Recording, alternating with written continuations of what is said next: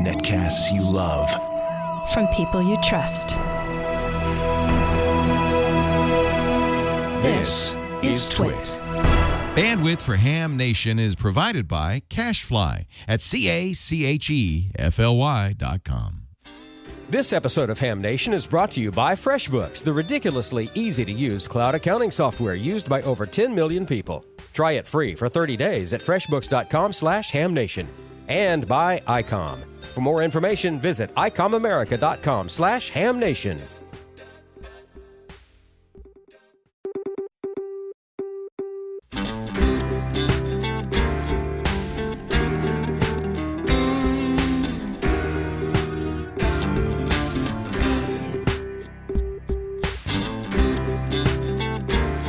This is Ham Nation, episode number 310 for July 26th, 2017.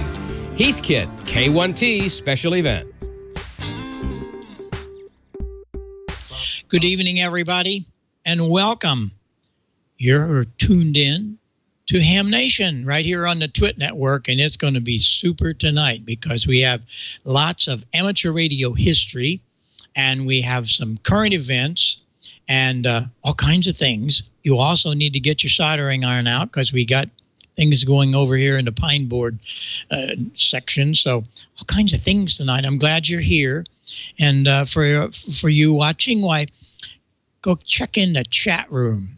That's always a lot of fun. There's a lot of people in the chat room, and we have a lot of fun over there. I'll try to get there later. But we have a lot of things to cover. So first of all, let's run around the horn real quick. We're going to run down to Costa Mesa and come right back. But there's Gordon West. Gordo, how are you?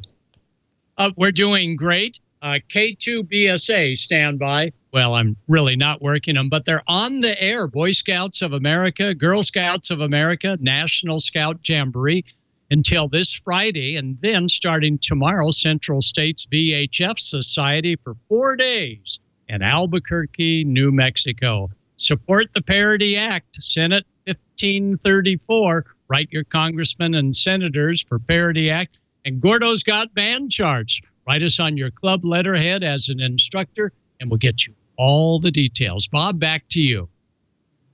All right. Well, we have a very special guest with you in a little while. We'll come back to him. Dave is here, W7UUU, and he is the master of Heathkit. And Dave, how are you doing? Well, I'm doing really well. This is quite a treat and an honor. I never thought this little K1T adventure would end up on Ham Nation, so I'm doing really well. Well, thank you. K1T is a very special event, and everybody pay attention here in a couple of minutes. It's going to be very exciting about what's happening.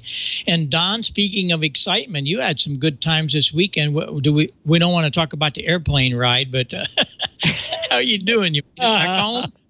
Yeah, Oklahoma City was amazing. The airplane ride home, the Houston to New Orleans leg was a little tedious. There was a crazy woman literally on my airplane who ran forward and tried to storm the cockpit, and she had this softball-sized crystal in her hand, and it took like 3 passengers and 2 flight attendants to subdue her, and we turned around and went back to Houston to get her off the plane. So that was an adventure. But Bob, I understand you were on the big shortwave last night with Ted Randall, WTWW 5085 and 12.105 right now. You can hear Ham Nation on that thing. Did you know?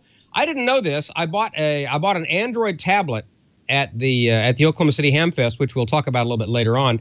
Did you know that QSO Radio Show has an Android app? They don't have one for iOS. That's why I didn't know about it until just now. You can listen to WTWW on your Android device with the QSO Radio Show app. We need to get one for iOS because I just have one Android device, but very cool. So hello to everybody listening on WTWW. It's a great resource, and the Ted Randall and family, we thank you for putting us on there. But we'll have more from Dr. Tamitha Skov. She's actually in France this week, so I'll take care of the solar stuff and some very interesting things to talk about solar-wise. We dodged a bullet. More on that coming up, and more about the Oklahoma City ham holiday. Bob, back to you. All right. We're looking forward to that. Sorry I missed it, but I was in Cleveland at the Rock Hall. We had to do some things up there, so that was also fun. We visited the Christmas Story house. I didn't know it was in Cleveland, and Sarah found that out a couple of days before we went there. So for all you Christmas Story fans, you can go buy a leg lamp, and you can actually tour the house that was filmed, and it was really fun. I took a bite of Lifebuoy soap. I put my tongue on the flagpole, and I crawled underneath the kitchen sink. There was a couple of little kids doing that. And I said, I can do that. And the guy says, how old are you? I said, I'm 76. He said, you can do that? Well, of course I can. Boom, I did it. So I have a bunch of pictures, but I didn't want to bore you because we got too much coming up, meaning we're going immediately back to Costa Mesa. And here is Gordo with Dave. What a fascinating segment this is going to be. So take a listen, everybody. Here it comes. Gordo, it's all you and Dave's session. Well, thanks, Bob. And I can't wait, Dave, to hear more about your fantastic review of Heathkit products and what you've done to keep that Heathkit look coming on. Dave, how are you tonight? I'm doing very well indeed, Gordo, and I appreciate being on the show to talk a little bit about Heathkit and what this whole project is about. Well, terrific, Dave. Well, Dave, let's jump right in, and we'll let you narrate a little history about Heathkit. All right, here we go, Dave. You're on. Well, thank you for that, Gordo. The pictures you're going to see are some slides that you can actually see and read all that text. So don't try to read the text. It's all at the K1T page on QRZ. But what this is all about is the foundation of the Heath Company, as far as electronic kits is concerned, actually started 70 years ago this month with what you see in that picture, the 5-inch oscilloscope kit. And a guy named Howard E. Anthony was the one who had bought the company out of bankruptcy in 1935. And it was his vision that came up with the first electronic Heathkit. Next slide, please. Wow, that's great. So here's a picture of Howard Anthony, one of the famous ones. Howard was an engineer, and in spring of 1947, a lot of military surplus parts were ending up on the market, and he and an engineer friend realized they could buy something like 5,000 oscilloscope tubes for about the equivalent of about $100 in today's dollars, because they were being basically disposed of by the government, and that's what launched the electronic era. But Heathkit began with Edward Bayard Heath, this rather rough and tumble looking fellow who in 1914 started the Heath Airplane Company, and he sold airplane kits, the most famous being the Heath Parasol airplane, and he was a great aviator. Next slide, please. Here you can see, you can't really see the picture really well, but it's Edward Heath himself helping assemble one of his early Parasol airplanes in the factory. Date unknown, but probably about 1920 or so, when the heyday of amateur flying was really beginning. Next slide, please. And so this is a restored version of what the Heathkit Parasol airplane originally looked like, and it was a very easy to build kit that used readily available motorcycle engines of the time. So you didn't get the engine, you built the airplane, and then you sourced your own motorcycle engine. Next slide, please. So the factory picture you see here is actually on Territorial Road in Benton Harbor, Michigan.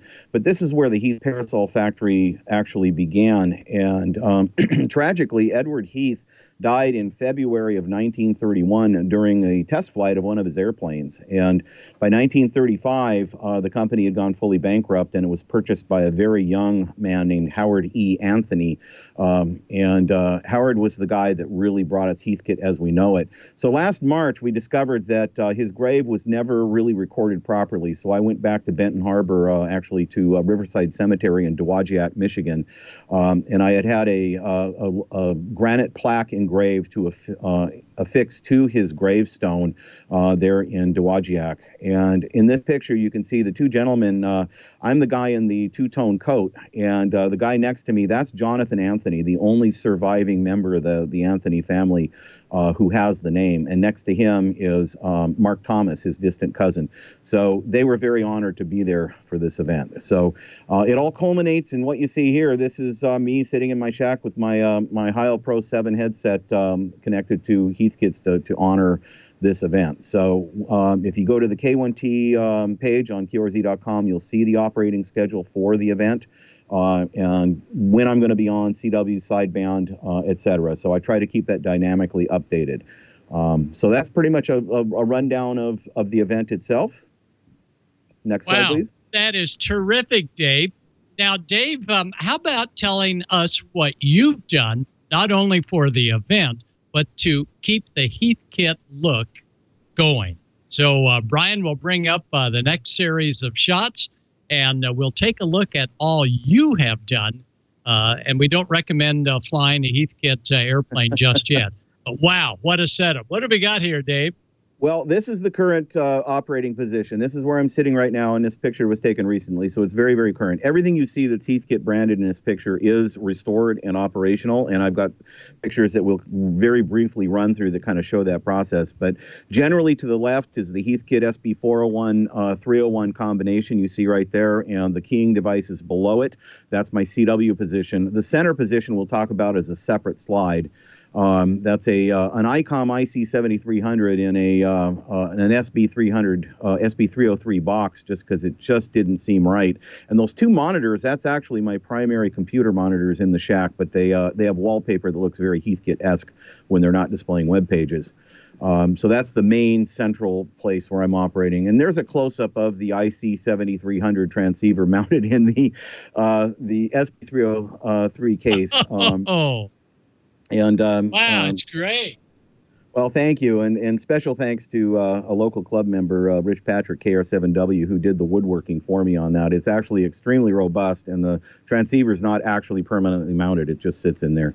And so that's where I'm sitting right now. Of course, that's a static picture, but that's me every night this last week operating K1T with my Heil Pro 7 headset on the SB101 transceiver. So it all started with a whole lot of messy work, acquiring the radios, and I stripped them all down with aircraft stripper, and boy, oh boy, I don't ever want to have to do that again. That's an SB303 cabinet, I believe, where the Icom now lives, and that is one of the two cabinets for the SB650 digital displays.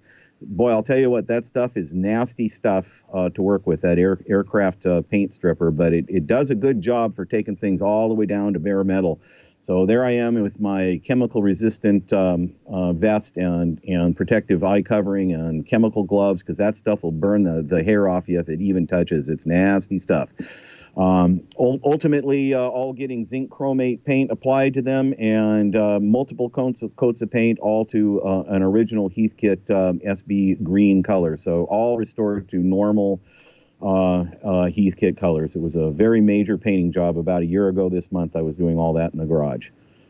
Now, Dave, where do you get the chassis to be able to convert them over to your modern gear? Do you find them at swap meets or eBay, or how? Well, these are all, original Heathkits that I've acquired from all of those sources, eBay, swap meets, garage sales, wherever. And, I'm just basically restoring a whole bunch of Heathkits. But when we move through the slides, there's a whole series of little boxes I've created along the way that I like to call fake Heathkits. Here's a lineup of the gear in my garage as it was coming in, cases stripped off, ready to be refinished as the gear went into the shop for restoration. And many thanks to a lot of people on QRZ.com and in the real world, quote unquote, that helped me through a lot of these restorations. But that's the gear all lined up, getting ready to be restored. And here's a partial view sitting on my bench as individual Heathkits came back to life, and they were then installed in the completely refinished cabinets to basically look like they did when they were brand new. So a lot of work doing that. But this is kind of the fun stuff. These are what I call my fake Heathkits. Many might look at that and think it's an old Heathkit phone patch.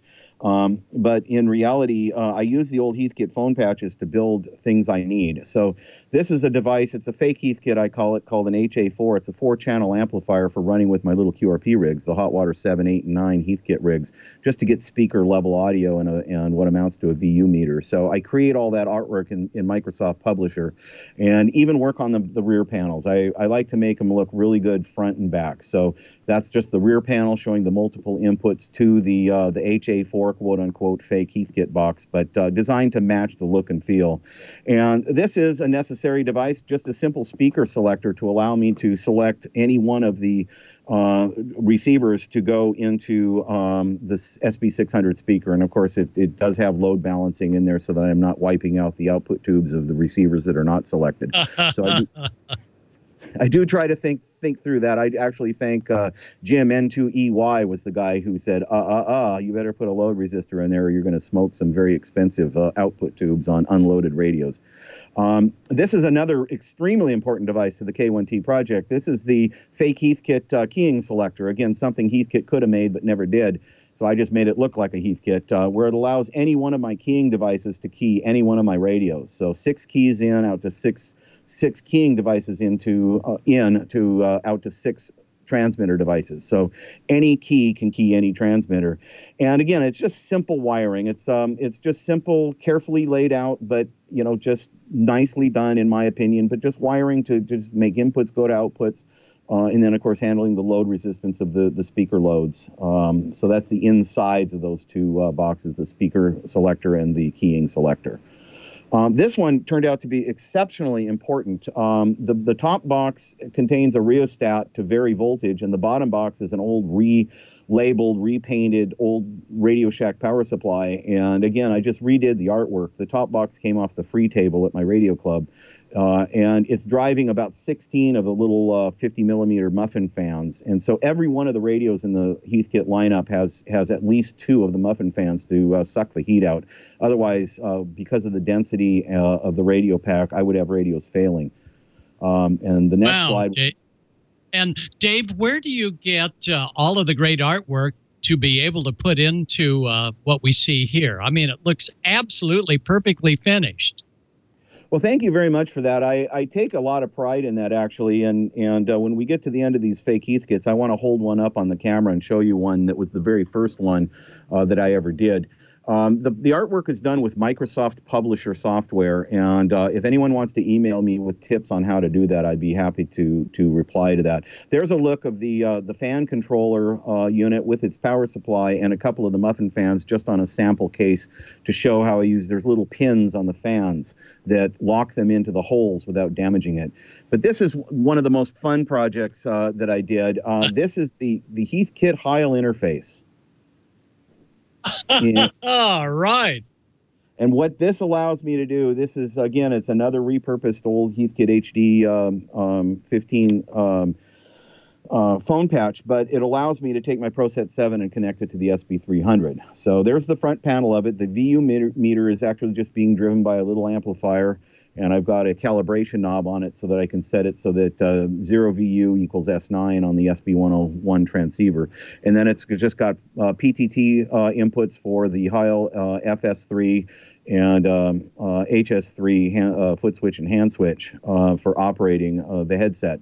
And it's really very simple. It's just signal routing like my other boxes. If you have really good eyes, Bob will see it, I know. There's a tiny little TX1 matching transformer that's essentially hot glued to the chassis in the top left. And that's what converts the low impedance microphone capsule to the high impedance required by the radio. And I'll tell you what, this thing works fabulously. If you want to put an old radio on the air with a Heil headset, this is the way to do it. So there's the box as it sits right now in my station, connected into the SB101 and paired with my my Heil headset.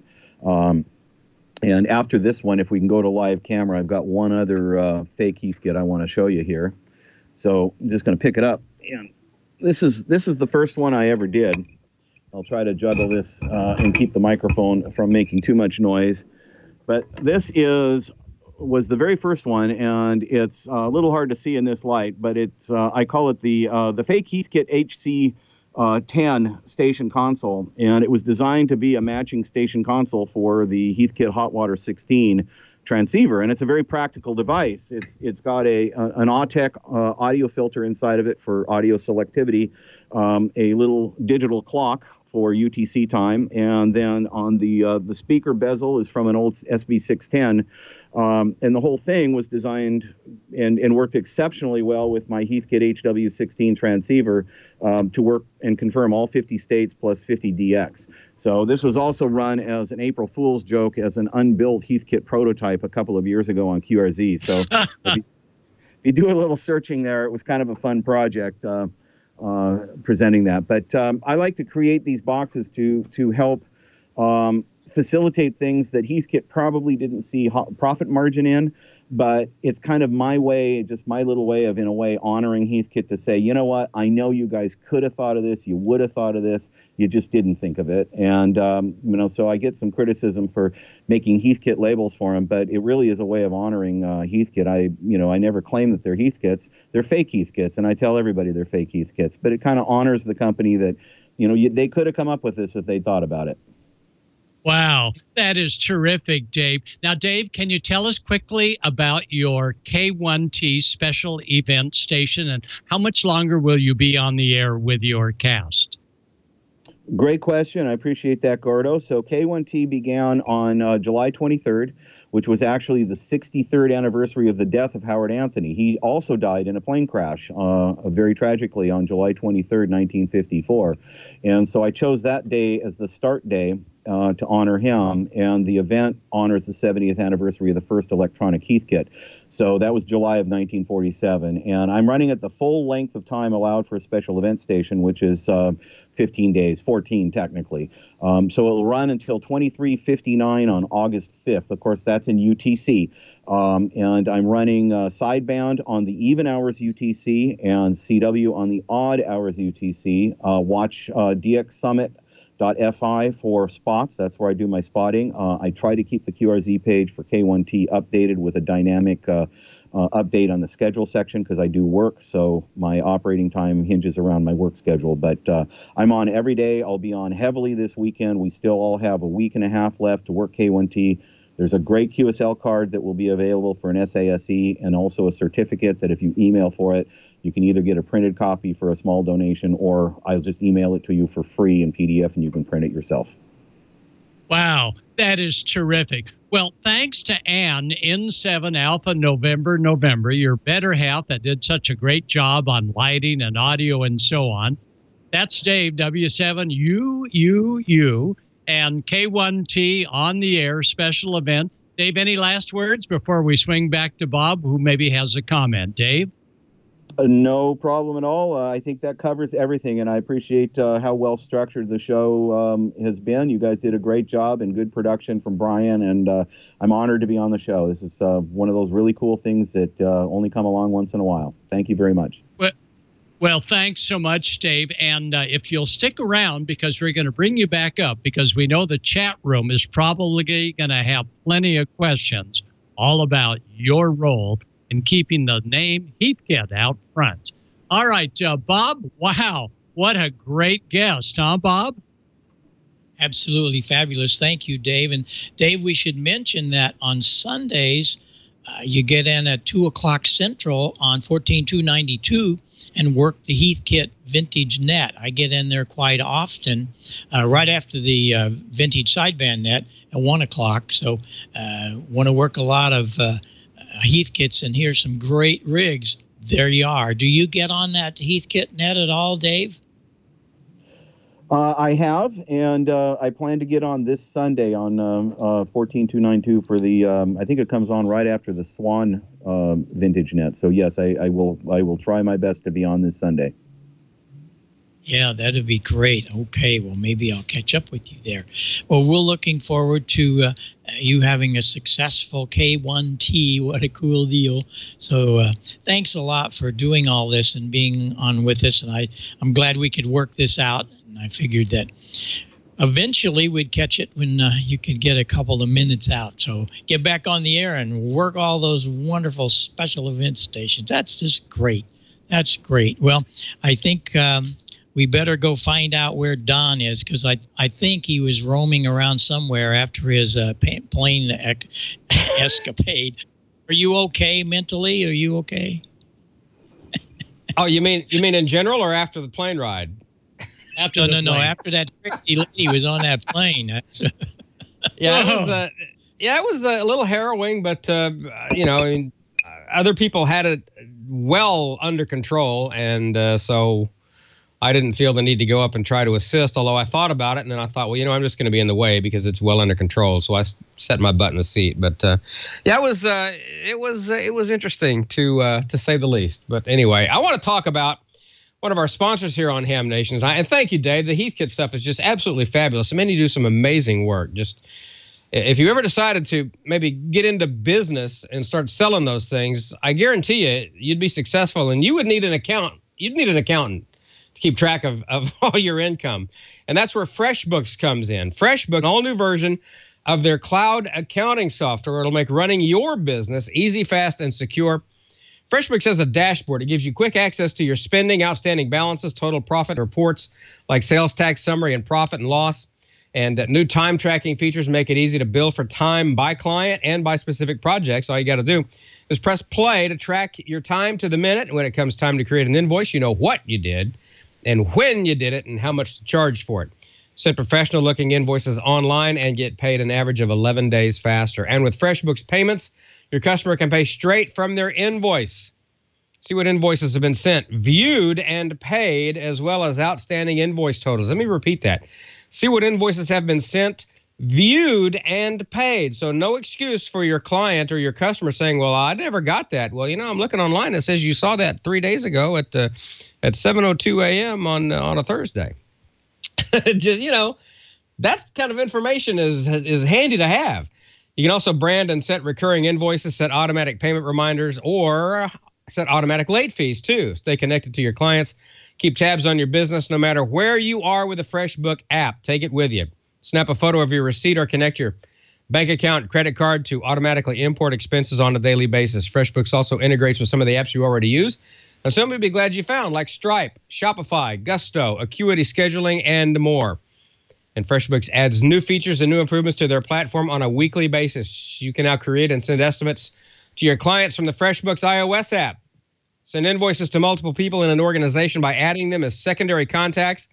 Detailed overviews of client payments with a new payments collected report. It's no wonder FreshBooks was included in the Forbes Small Giants list for 2017. You can try it for free for 30 days at freshbooks.com/hamnation. Just enter Ham Nation in the How Did You Hear About Us section.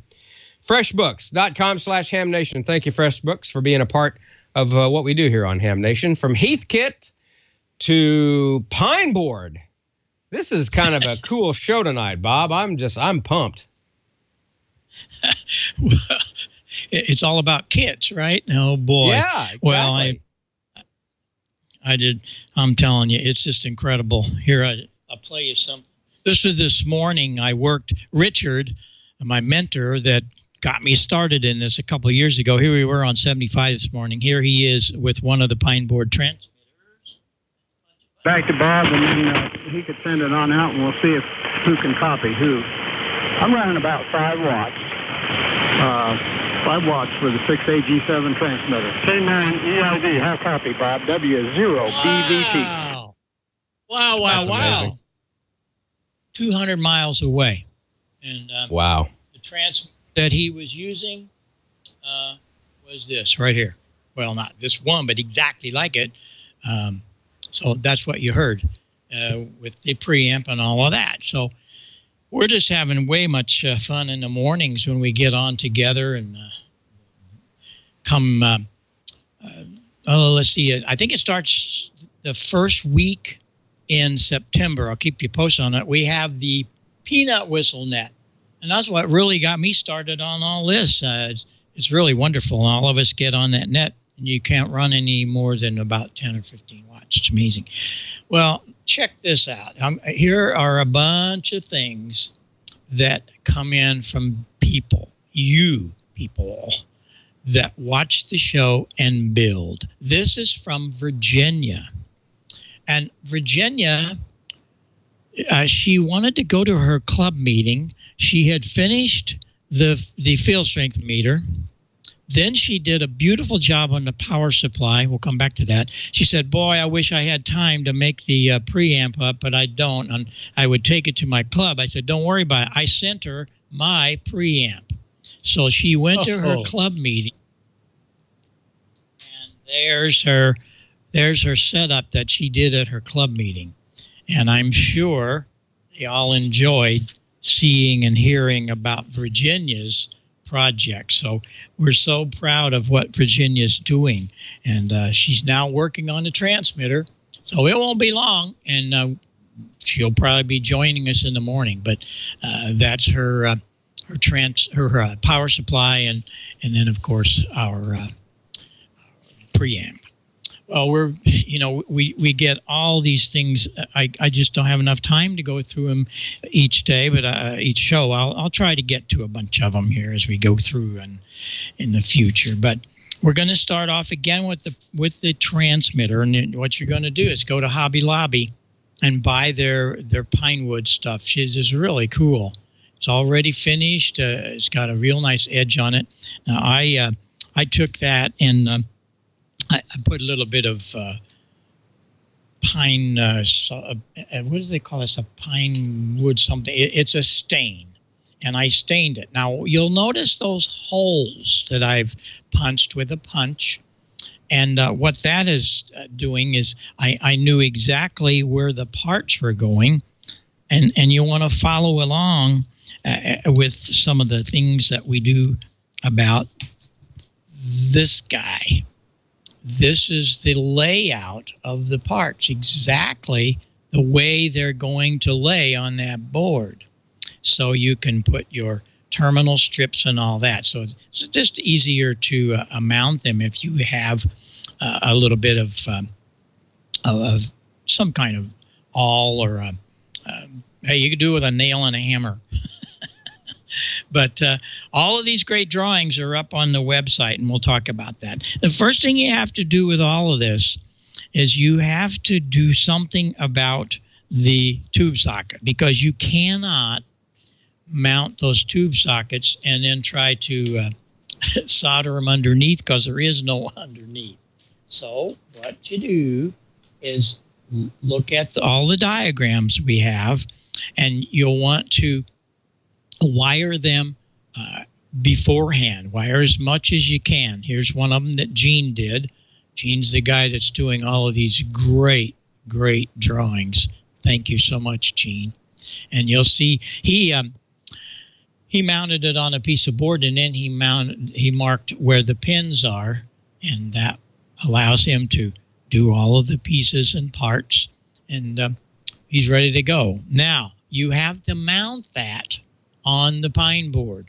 And that's been a little bit of a situation in that after we do this and we have our tube socket with everything mounted, as you saw in the drawing, how do you do that?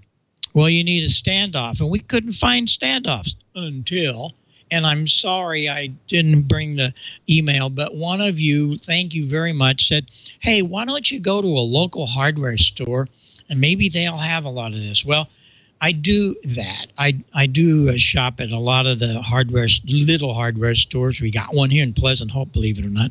But I went to Ace Hardware, and guess what I found? I found exactly what we need. A little standoff. The screw will go through the tube socket, and then when you do all this together, that tube socket will be able to stand up above the board. See, I hope you can see that. That's how that works. You need two of them. And they're a whole 43 cents a piece. And there's the part number. We'll have it in a minute. I'll show it to you on the parts list. But that's what you want to do first, is you want to mount as much as you can on the tube socket, because it makes it really easy then. You turn that baby upside down and you're ready to go. And here and again is a wonderful, wonderful drawing that Gene made. I just can't talk enough about his work, and he's made it really easy for you. And there it is. And all of these drawings are on the website. Go to heilsound.com. And we don't sell anything about that. We're just giving you the information. It's a great place for us to put all of these things. It's all down at the bottom past all of our products. And you'll see the Pine Board Project. And there's comments and stuff, and we're talking to each other stuff. It's really great. There is the schematic of the transmitter. And that's the schematic that you just heard Richard transmitting a couple hundred miles away. And it really works great, and it's very simple. Now, I had one other problem when I was doing this. We have a piece of pine board, right? How are we going to mount the SO239? How are you going to do that?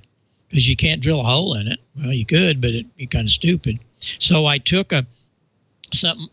We've shown you how you run the ground path with the number 14 or 12 copper wire, and I made a little cage for it. And man, it worked out really good. And there is a drawing that Gene has done for us. That's copper wire, and it's really sturdy. It works great. And that's how you'll mount that. I have a switch on it also, the push to talk switch, and I did that also. Now, one of the things that we haven't talked about, and we keep reviewing a lot of this because everybody's not together. One's a little ahead of the other and so on. And that is the coil. Very, very important about the coil. And Richard and Gene and I talk about it just about every other day. We're talking about what are we going to do about that coil. And we finally got that nailed really well. And that's from MFJ. The coil that we have and that you heard on the transmitter a minute ago, and my coil, that came from MFJ. And that's the coil that they use in one of their amplifiers. And so they're making this coil for us, though. This one's 41 turns. Their coil for their amplifier is much longer. And they're making this just for us. And you'll notice here, I dented one of the turns in. And what that's for is this little clip lead out here. And you attach that in there, and we just went on 40 meters. That's my band switch, okay? And later on, we get all this finished. One of the projects, I'm going to have a lot of little added features. One of them going to be, we'll put a band switch on this thing. But I've had it on 40 meters. It works great. The band switch right now is this little clip lead, clipped right there. I think it's 14 turns. We need the whole coil, 41 turns for 75. But then we have to change the crystal. So what you do is you unplug the 75 meter crystal, and I drilled a couple of little holes right here, and that is my other crystal. That's to support, so I don't lose it. And then you plug that in, and we're on 40 meters. Just that quick. And then we can take the 75 meter one and put it in the spare holes so you don't lose it. There you go. And these are all things we'll talk about as we get along. But one of the things that we want to do is to help you make the coil. And Gene came up with a really cool deal. He got it at Lowe's, and it's a cable. There it is right there. It's plastic. It's a cable comb. So if you had a bunch of wires, you could lay them in here and organize a run of cables. Well, you also can take that, go in another section of Lowe's, and get you a little 2-inch, inch and a half piece of PVC, and bingo, you can make your own coil. And there are all of the instructions. We'll get into this more thorough as we get along in a couple weeks, but it'll be on the site, so you can read all of Gene's all of his information of how he did it. But you mount these coil combs on to the PVC and just wrap the I think it's 14 gauge, and it works great. So that's one way of doing it. And also we have another one where you just wind the coil. And that's kind of fun too, is making the coil. I use, I think Richard used also a 1.5-inch piece of just PVC. But you have to put it in a microwave oven first. And you're going to go, what? Your wife, your girlfriend, or she's going to say, what are you doing? Well, I'm curing my PVC. What? You have to do that because PVC and RF don't like each other. So you put it in a microwave oven for a couple minutes, and then you can wind a coil around it. Probably didn't know that, did you? All these crazy things, but it works when you get it all done. There is the complete list, including one that Gene put on there about an hour ago. Put on that Ace Hardware part for the standoff. But that's all of them. Now, again, most of these come from Antique Electronic Supply. You go to their website, which is Tubes and More, and you can put in the search box Ham Nation. And they've got the kits, the power supply, the preamp. I think they've got them all up there now, but be watching because they've got them all set up like that for you. And the only thing is that I would buy my tubes from vacuumtubes.com. They seem to. Mike he's a ham, and he really has a little better price and so on. So there's where you get your tubes. Crystals, I've got a lot of people coming at me like, what are you going to do for crystals? International Crystals gone. Yeah, but Bry's still there. AF4K, and he makes great crystals. I've got several of them, and they work perfect. And then AES, Antique Electronic Supply. But that's all of the good things. Here's one other great thing that Gene sent me. That is his transmitter. And that's the coil that we just talked about. And it's really good. What a nice job Gene did there. And that coil is done with that cable comb. Isn't that pretty? Not finished yet, but he's close. So I just wanted to give you some of those insights to what's going on and where we're going.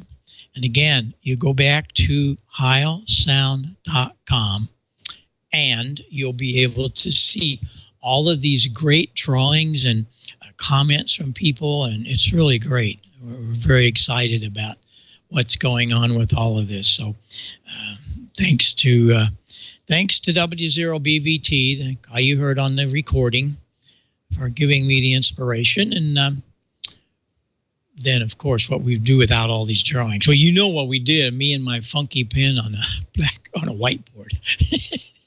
So anyway, that's pretty much it for what we're doing here, guys and girls. And I'm really excited about next week. I think we'll be able to pull this off.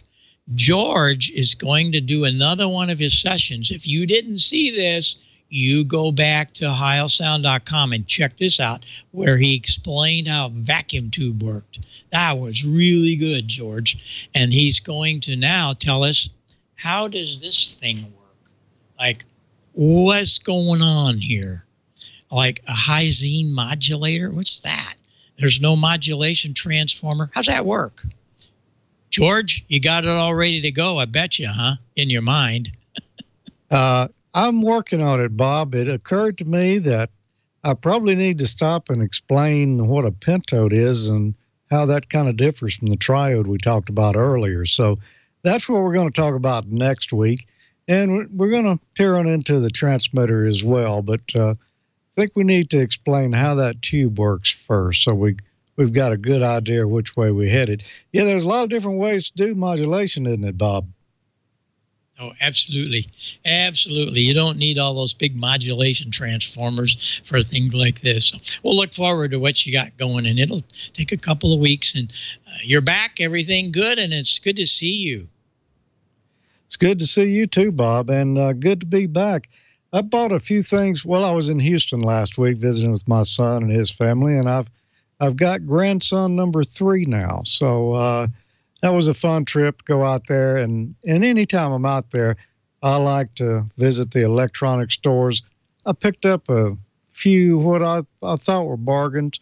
Maybe not bargains, but things I wanted anyway that I hadn't been able to find locally.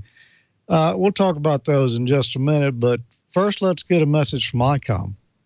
Start this year's contest season with Icom. Heard it, worked it, logged it? The time is now to get your contesting equipment. Let Icom help you make as many contacts as possible. Start off strong in the contesting this season with the IC7300. Ideal for the ham on the go, it's a high-performance, innovative HF transceiver with compact design, RF direct sampling, 15 discrete bandpass filters, large 4.3-inch color touchscreen, real-time spectrum scope, and SD memory card slot. Use the IC7851 and get the most out of contest season. Raise the bar and hear what others cannot with this HF 50 MHz transceiver, reciprocal mixing dynamic range, crystal clear local oscillator design, spectrum scope, dual receivers, and digital voice recorder. For more information on all Icom radios, visit icomamerica.com/amateur today. And you can tune in and enter to win after each episode of Ham Nation. Go to icomamerica.com/hamnation. Register to win some great swag prizes like T-shirts and hats. And while you're there, learn how you can win in the monthly grand prize drawing for a new radio. And for July, that new radio is going to be this new Icom ID4100A dual band, VHF and UHF, one band at a time, D-Star Mobile with big rig features, does analog as well, built-in GPS receiver, full dot matrix display, micro SD card slot for voice and data storage, and available Android and iOS applications are out there, both analog and D-Star operation, and a lot more. So go to icomamerica.com/hamnation after this and each episode of Ham Nation and register to win. Sign up, good luck, and don't forget to follow Icom America Inc. on Facebook and Twitter. And this is a nice rig here. I've been playing with it some. It's similar to my ID880H, except, boy, they've really stepped it up quite a bit with this. And I just received today the Bluetooth module to go in here, so I'm going to be able to play with those apps for this radio as well. I'm looking forward to doing that. Well, you know, as I mentioned a moment ago, I went to Houston, and you may have already guessed one of the things I picked up, and that I did not have a tube AM radio around here anywhere. You know, I had them when I was a kid, but most of them kind of got torn up and dissected to see what was in them. So I didn't have any anymore. And I've been looking for quite a while for, you know, a decent tube type AM receiver. And I found this one right here. This came from a place in Houston called EPO. It's Electronics Parts Outlet. EPOHouston.com is their website. They have a lot of new and surplus parts there. It was like going to Dayton Hamvention and visiting the flea market. Not as much ham gear there, but you're talking about the electronic stuff, just everything you could imagine, all under one roof there. And this is the biggest thing I picked up. It's a 1938 Motorola standard broadcast band receiver. That means AM broadcast band. Plus, it's got a shortwave band on it, too. And I can't see what that covers right now, but I think it was 4 to 18 megahertz. And, you know, I see stuff like this at the Ham Fest, but usually the price is a little more than I want to pay, or, you know, there's a lot of problems with it. This one actually works. And now, why I could have bought one that didn't work and resurrected it, hopefully, I kind of went in the direction of buying one that works already, because then I know all the transformers and everything are good in here, and I'm not going to have to worry about finding a part that's going to be very expensive or very hard to find. Now, I'll probably go in and replace the electrolytic capacitors in here if someone doesn't already have done that to it. I don't know. I haven't opened it up yet to see what it looks like on the inside. All I know is it works, and that was one of the things I was looking for. Then, I'll up it from there. I'll probably have to replace the speaker. It's got one of the old speakers of that era. It's got an electromagnet on the rear of it, rather than a permanent magnet like modern speakers. That magnet served two different purposes. It acted as a magnet for the speaker voice coil to work against, but also it's an inductor, so is a choke in the power supply in the radio as well. So you can't just throw that out and stick a regular speaker in there. I'm going to put a regular speaker in there, I'm sure, because this one's probably the cone is rotted on it, but I'll want to save that magnet or that electromagnet off the rear, so I've still got the choke and the power supply. Now, this one's got a few other cosmetic problems to it as well. There's a crack here right along the top ridge, and I did some searching on the internet for this, and the only other one on there I found a picture of had a crack in the same exact spot, and the guy told he restored it. So I'm going to go through and restore the cabinet. I know antiques, they say a lot of times, leave them like they are. Don't monkey with them. That hurts the value. But no, I'm going to try to restore this, make it look as good as I can. So that was my big item right there. EPO, Electronic Parts Outlet, EPO Houston. If you're out in Houston, you definitely want to stop by there.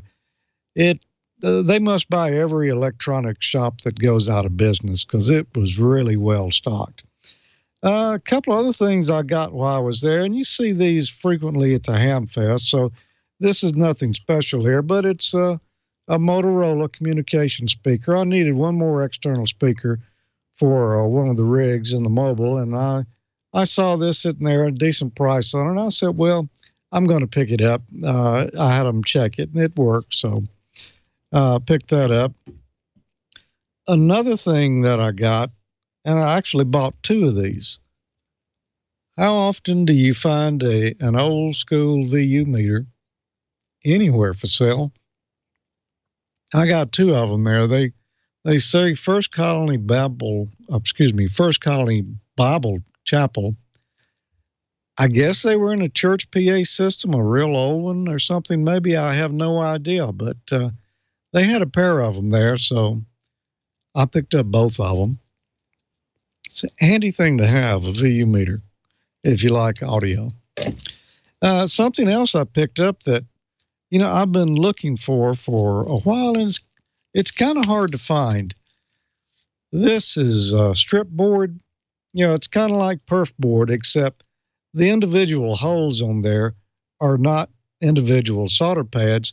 It's in strips. Each row of holes is connected in a strip, so that you don't have to put so many jumpers in there. It's I don't know. To me, this is just a better way to do it, and it's kind of always used.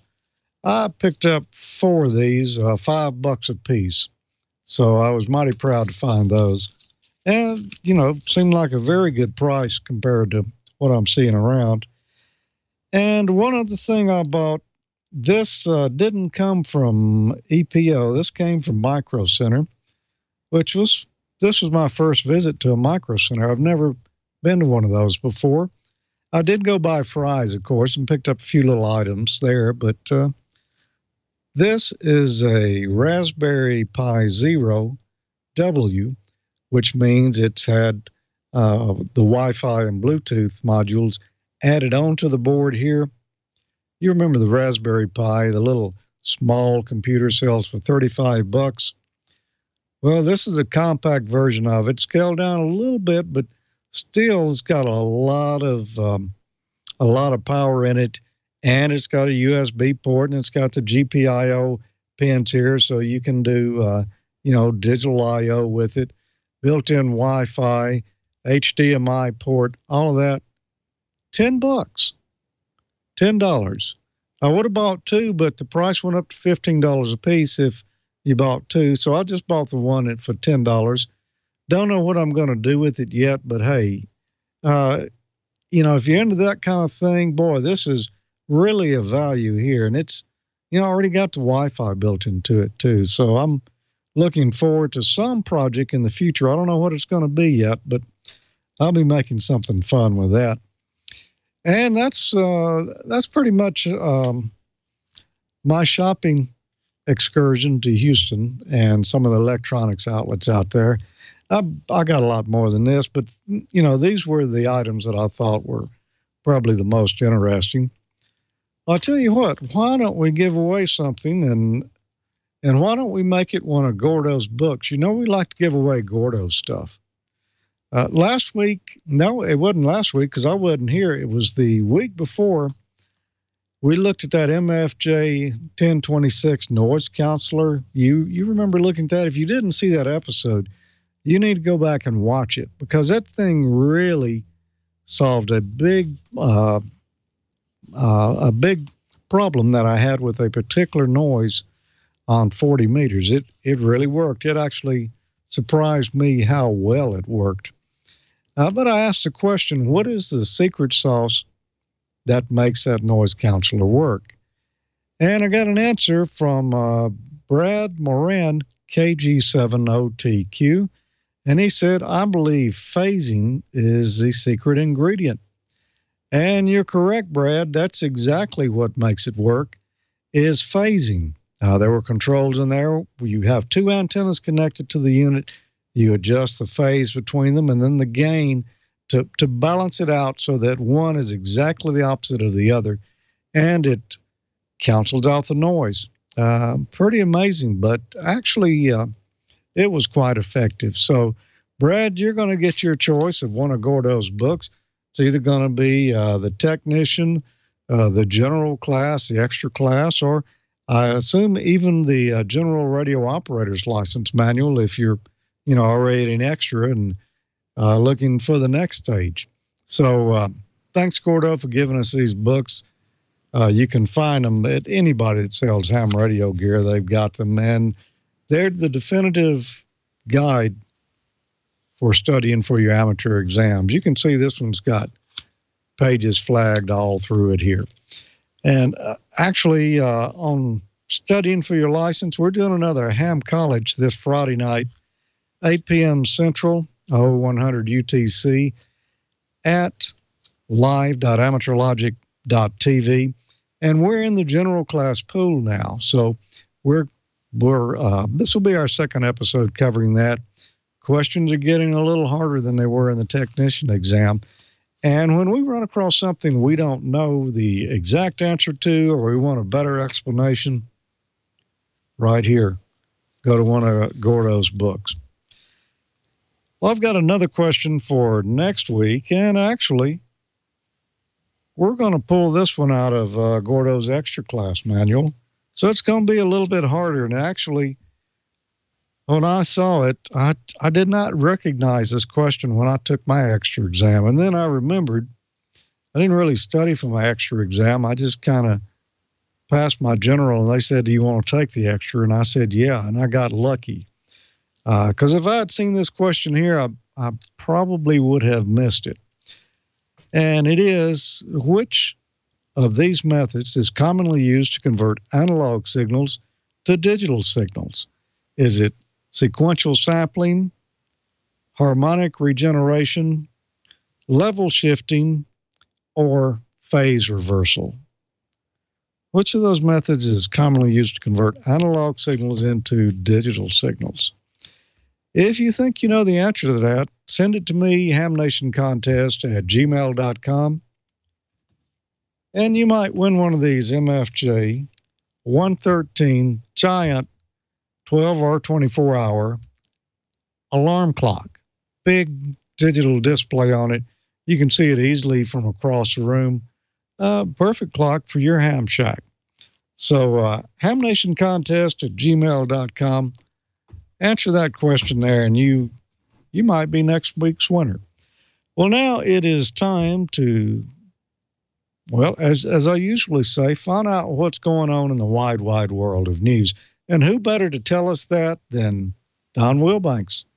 Wow. What a lead-in. While you were in Houston, I was up in Oklahoma City. I wasn't getting a new grandchild. I mean, my son's only 17, so I'm a few years away from that. But I did go to a really cool ham fest. I went to the Oklahoma City Ham Fest, Ham Holiday. The first ham holiday they had, I think, was 1973. I went to one in 1975. I went to the next one in 1995. And now this one in 2017. We've got some pictures from Ham Holiday. I guarantee you it will not be another 20 years before I get back there. Brian, go ahead and bring those pictures up, and we'll talk about them a little bit. Ham Holiday right there in the heart of Oklahoma City. On the north side, there at the Tower Hotel. It used to be a Marriott, if you know where the old Marriott was there on the north side. That was one view of, I believe that was Friday night. It was a Friday, Saturday ham fest, so not a whole lot of people there, but it was completely packed. Go ahead and scroll through these, Brian, as I'm talking. It was completely packed on Saturday. 700 or 800 people, I believe, was the attendance, so not a bad little ham fest. There I am chatting with some folks at the banquet where I was a guest on Friday night and got up and spoke and just had a great time. And there was the assembled throng there listening to me babble and rattle my gums as I'm telling them about youth and ham radio and Newsline and Ham Nation and all kinds of other things. So a big thank you to the Ham Holiday folks for having me up there. And I guarantee you have not seen the last of me. So there. That'll teach you, won't it? Great time. Great people. So nice to be back home in Oklahoma. Let's go ahead and get the news of the week from Amateur Radio Newsline. From Amateur Radio Newsline Report number 2073, these are the Ham Nation headlines for Wednesday, July 26th, 2017. On June 1st, Brian Lloyd, WB6RQN, departed Florida on a flight to commemorate the 80th anniversary of Amelia Earhart's famous attempt at circumnavigating the world. Newsline caught up with Brian for an update. Greetings from Hamilton, New Zealand. The sun has just come up and it looks like another beautiful day. I wish I was flying. A couple of days ago, I departed from New Zealand heading for Pago Pago. I got out over the Pacific Ocean about 50 or so nautical miles north of Great Barrier Island, which is just off the North Island of New Zealand. And my engine began to have problems. In fact, I got the airplane turned around and headed back to New Zealand. The engine actually quit several times on the way back. It wasn't exactly clear that I was going to make it back, and there was a good chance that I was going to go swimming. There were some moments there where I was a little concerned, but it all turned out okay. Practically everywhere I've gone, either a ham or an aviation person has put me up in their home. It's just been great. I'd say I've made probably 100, 150 contacts. Flying an airplane with a notepad on your lap and trying to take down calls and write down the time so that you can enter it into the log later is kind of a challenge. I've had a few roadblocks thrown up. I work my way around them and keep going. And that's all I can do is put one foot in front of the other, and eventually I'll get to my destination, and that's the goal. First in May, it's the Dayton Hamvention. Next, in July, it's Ham Radio Friedrichshafen, Germany. And Newsline's Ed Durant, DD5LP, was there. Now we're inside the hall. Got in very early, so it's just as the people are coming in. I'm down at the end of the hall A1 at the moment and looking at the DARC and the WRTC 2018 exhibit. There's still people setting up. There's work going on. Stood next to somebody who was actually embroidering T-shirts and hats. And across from the Luso Tower site for the masts and the two young ladies in the Japanese kimonos. Looking across, we've got the Österreichisch, or the Austrian amateur group, going to the left, and behind them the German one, taking the biggest space, of course. Well, as you can hear, nobody could say that the Maker Fair was quiet. We've got a children's play area here with cycling go-karts. And cycle them around, and beer garden, of course, play castle, and they've even got a band up on a stage at the end here. These are actually robotic players, metal characters that they've built up and playing different things. Quite crazy. Okay, so that was Friedrichshafen for another year. successful visit. If any of you are thinking about getting over to Germany, see if you can time it with the ham radio in Friedrichshafen. Next year it will be June the 1st to the 3rd, but well worth the visit if you can get here. What did I find the most interesting? I have to say, the robotic rock band at the Maker Faire on Sunday. It's really interesting what these groups are doing technically, and combining both the Hamfest and the Regional Maker Faire into one event was a good idea. For Amateur Radio Newsline, this was Ed Durant, DD5LP, on site at Ham Radio, Friedrichshafen 2017. Rounding out the top 3 in September, the Tokyo Ham Fair. For the rest of this week's Amateur Radio News, please listen to the full Amateur Radio Newsline report online on a repeater near you or on shortwave radio station WTWW at 9930 and 5085 kilohertz. And that's all from the Amateur Radio Newsline, your independent source for amateur radio news for 4 decades and counting at www.arnewsline.org. With Brian Lloyd, WB6RQN, Ed Durant, DD5LP, Karen Eve Murray, KD2GUT at the news desk in New York, and our news team across the globe. I'm Don Wellbanks, AE5DW73. We'll see you next time here on Ham Nation. All right, Dr. Tamitha Skov is still in Europe. She tweeted me. She did something and got me a message all the way from Paris, France, I believe, somewhere in France, and got me some information on the solar update. So let's go ahead and jump straight into that. Your solar storm and aurora 5-day outlook. She says the Earth-facing sun's quieted down since the big sunspot that rotated into the sun's backside. More info on that one coming up. Conditions will remain normal to unsettled with only a small chance of storming at high altitudes. Switching to the solar flare and radiation storm outlook. The big sunspot from last week is now on the sun's backside, but it is still launching solar storms and radiation storms. The most recent being a monster launched on the 23rd. That's caused elevated radiation levels all the way around the sun to the Earth. These levels will continue for the next few days before returning to normal. Expect increased noise levels on the amateur radio bands over the next few days. Intermittent issues on GPS and GNSS are also possible, especially at high latitudes. Now, she sent me a message about this. This is a direct quote. I just found out we barely missed a Carrington-class solar storm. The Carrington event back in 1858. You remember us talking about that, where it actually shocked some telegraph operators. The keys in their hands became electrified, and sparks from the Morse code keys that actually set papers on fire. And as you can see on the slides, where the aurora was actually seen way down into the mid-latitudes, that was huge. She says, we barely missed a Carrington-class solar storm. Remember that massive sunspot that just crossed the Earth-facing sun? It's on the backside, and it fired a monster. We are so lucky. This is the second time in 5 years we've seen a Carrington-class event. I think the lower activity cycles are actually enabling the biggest solar storms to be launched. Scary. I'm not sure the scientific community expected to see 2 Carrington-class events so close together, let alone during the same cycle. We may not be done with Carrington-class events. Last time one hit us, we were coming out of solar minimum.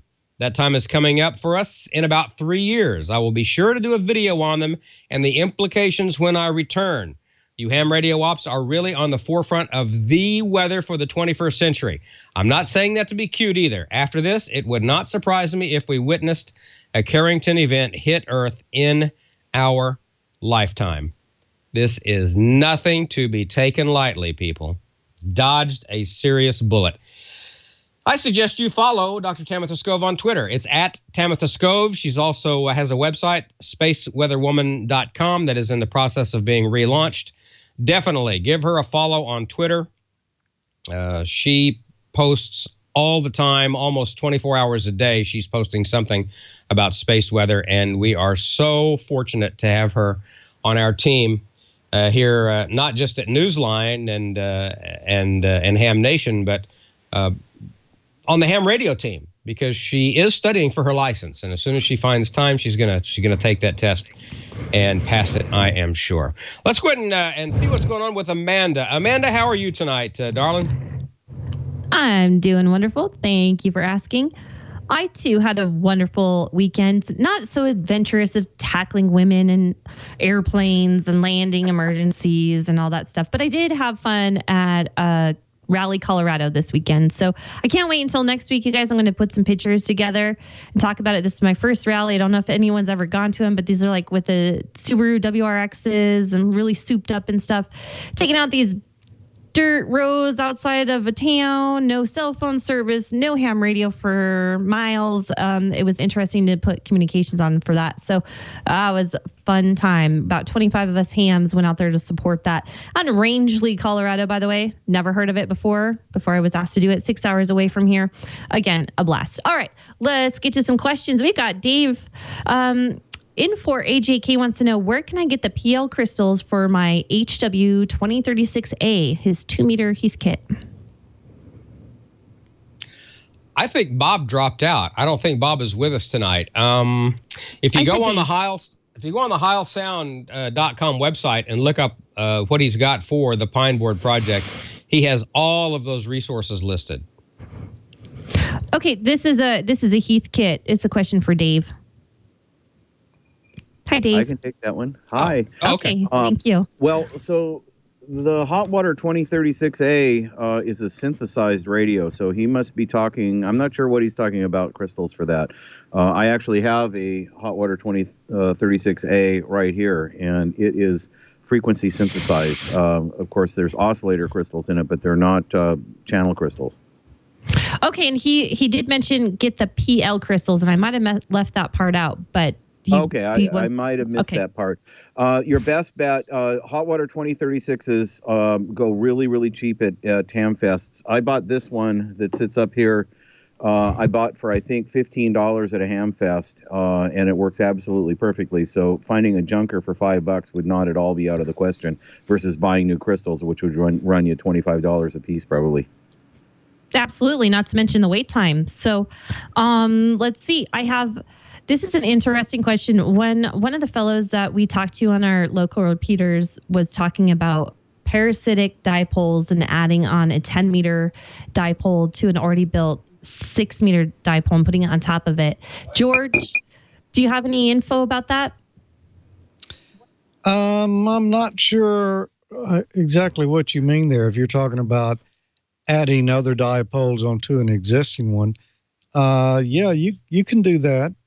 Just, cut each one for the length you want. Just feed them all from the same point. Is that the question? So the way I'm getting it explained in the background here is that he already had a 10-meter dipole and he wanted to add a 6-meter dipole element, a 6-meter element on top of it.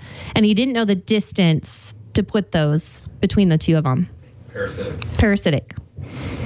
Yeah. Okay. Well, the distance, that's a good question. I am not sure how to answer that either. I don't think it has to be real far away because, there are people that make multiband dipoles that have a lot more elements on it than that. So I would just experiment with a little bit. I wouldn't think a tremendous separation, probably out on the ends of it.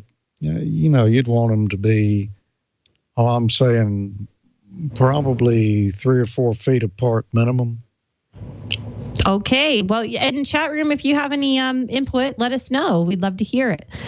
Next question. Now, a lot of us have been getting a lot of weather. There's a lot of monsoon activity going on right now. Pierre wants to know, is it normal to have SWR rise during heavy rain? He has a hex beam on a 20-meter and it's normally 1.5 to 1, but in heavy rain, it's up to 2.8 to 1. The connections seem to be tight and sealed with tape, but he wants to know, is there anything he needs to know about heavy rain weather and why the SWR goes up? George, you want to take that? Yeah, I would say, I might expect to see a slight change, but something like that, there's probably a bad connection somewhere. Hopefully he's not getting water into the coax connector on it, but that seems a bit much to me. Okay. And I didn't get any other Heathkit questions. I'm really surprised, you guys. I'll give you one last shot there to send out some questions. I still wanted to talk to Don. And Don, did Tyler make any QSOs yet on the radio? We got to know.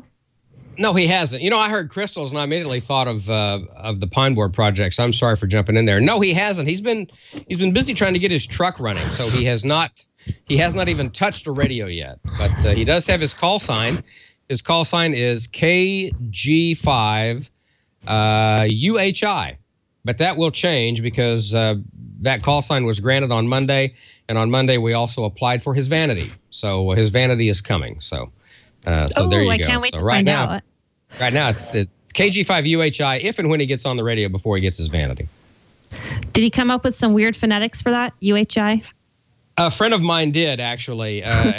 Bo Walker, who's a broadcast friend of mine that I've known for 20 some odd years, and we worked together for a long time. And he's not even a ham, but being around me, he knows about it. So he came up with Killer Ganja 5. You high? It wasn't me, you guys, I promise. And I'm from Colorado, and that's something a Coloradoan should have said, swear. and it wasn't me. That's what he came up It was with. not me. That's what he came up with. So that's an interesting one. If you guys can come up with a weirder one, we'll put it on the show. All right, we do have one question for Dave. This comes from K7AGE Randy. He says, how many tubes are in your collection, and does it keep the shack pretty warm for you? Well, that's a good question. I had actually meant to do a complete tube count of everything that sits behind me, so I don't know exactly how many are in every radio, but it's well over 100 that are behind me, and of course the tubes that I have in the shop that aren't active, there's probably about 2,000, 3,000 spare tubes, but it does get hot, and that's why I built that the Heathkit fan, the fake Heathkit fan system to suck the warm air out, and the shack is air conditioned, so it gets very warm in here, and it does heat the room in the wintertime. If I keep all the rigs on, I don't normally do that, only during this event. Oh, absolutely, and you could just watch your meter go as you have all those tubes on. So, hey, it was so great to have you on tonight, Dave. Let's go over a couple of the nets. 20-meter net is scratched tonight, folks. I'm sorry. Weather is just too extreme. Nobody can hear anybody on 20 meters. So 40 meters, try 7192. We also have the D-Star net on 14 Charlie. We have a Dewdrop in for Echolink. And we have TAC 311 for DMR. All right, Don, I think you're wrapping it up tonight. Back to you, babe. I got nothing. I am done. We've had a great show tonight. The Heathkit stuff, Dave, just amazing. Thanks so much for being on here. And, of course, Bob's pine board just never ceases to amaze. Good stuff from George tonight, too, and Amanda also just the best. I can't imagine anybody else doing the chat room segment. And it sucks that you got to be at the end of the show, but, of course, that's the only place you can be because we wouldn't have any questions otherwise. I know it. I just have to make them all up. That's it. That's it. Make the best of your limited time. We appreciate what you do. So that'll do it, I think, for all of us. So we'll say good night for Bob and Gordo and everybody else here. Thanks for being here, and thanks to the folks at WTWW Shortwave for carrying our audio. Good people. Go check out their Android app. I did not know they had an Android app, but it's there. It's under QSO Radio Show in the Google Play Store. So go check that out. Hopefully they'll get an iOS app one of these days soon. So for everybody here with Ham Nation and Brian and everybody else, good night, everybody. We'll see you next week. 7-3. Good night, everybody. 7-3. Yeah. Thanks, Dave, for being here. It was fun. Yeah, great stuff. Great stuff, Dave.